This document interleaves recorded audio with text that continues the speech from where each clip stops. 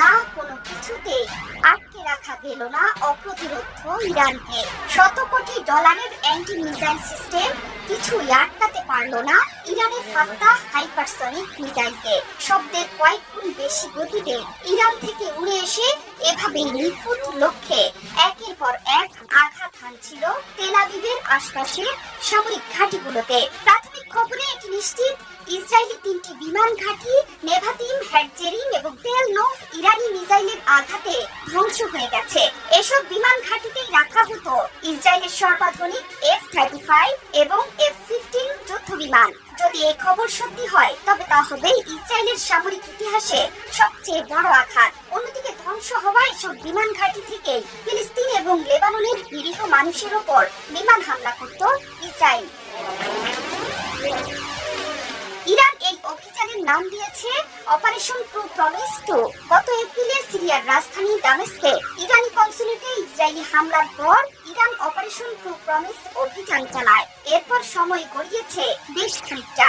ইসরায়েলের পাপ আরো অনেক জমেছে। তারা একে একে হত্যা করেছে হামাস প্রধান ইসমাইল হানিয়া, হিজবুল্লাহ প্রধান হাসান নাসরুল্লাহ সহ বহু প্রতিরোধ যোদ্ধা এবং হাজার হাজার নিরীহ মানুষকে। দেয়ালে পিঠ ঠেকে যাওয়া ইরানের সামনে এই অভিযান পরিচালনা করা ছাড়া যেন আর কোনো বিকল্প ছিল না। পার্সিয়ান সিংহরা ঠিক তাই করে দেখালো। এখন পর্যন্ত পাওয়া প্রাথমিক তথ্যে জানা গেছে তেল আবিবের আশপাশে অবস্থিত 3টি সামরিক ঘাঁটিতে ইরানের 200-রও বেশি হাইপারসনিক মিসাইল আঘাত করেছে। ইরানের বিপ্লবী রক্ষী বাহিনী আইআরজিসি জানিয়েছে তেল আবিবের আশপাশে থাকা 3 ঘাঁটি নেভাতিম, হেডজেরিং এবং তেল নৌফ বিমান ঘাঁটি লক্ষ্য করে মিসাইল হামলা চালানো হয়েছে। এর মধ্যে নেভাতিম বিমান ঘাঁটিতে রাখা হতো সর্বাধুনিক F-35 যুদ্ধ বিমান। অন্যদিকে হেডজেরিং ঘাঁটিতে ছিল F-15 যুদ্ধ বিমান। এসব বিমান দিয়েই হিজবুল্লাহ প্রধান হাসান নাসরুল্লাহকে হত্যার জন্য বোমা হামলা চালানো হয়েছিল।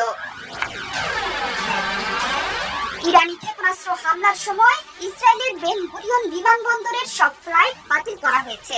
ইসরায়েলের বিমান চলাচল কর্তৃপক্ষ জানিয়েছে দেশের আকাশসীমা বন্ধ রাখা হয়েছে এবং ফ্লাইটগুলো বিকল্প গন্তব্যে পুনর্নির্দেশ করা হয়েছে।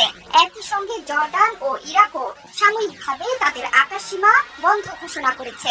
আইআরজিসি দাবি করেছে ইরান থেকে ছোড়া 90% ক্ষেপণাস্ত্র সফলভাবে অধিকৃত অঞ্চলে তাদের লক্ষ্যবস্তুতে আঘাত করেছে। ইসরায়েল যদি ইরানের হামলার প্রতিক্রিয়া দেখায় তাহলে তারা আরো নিষ্ঠুর হামলার সম্মুখীন হবে বলেও হুঁশিয়ারি উচ্চারণ করেছে আইআরজিসি। জোহরা চৌধুরী সেতু, 71।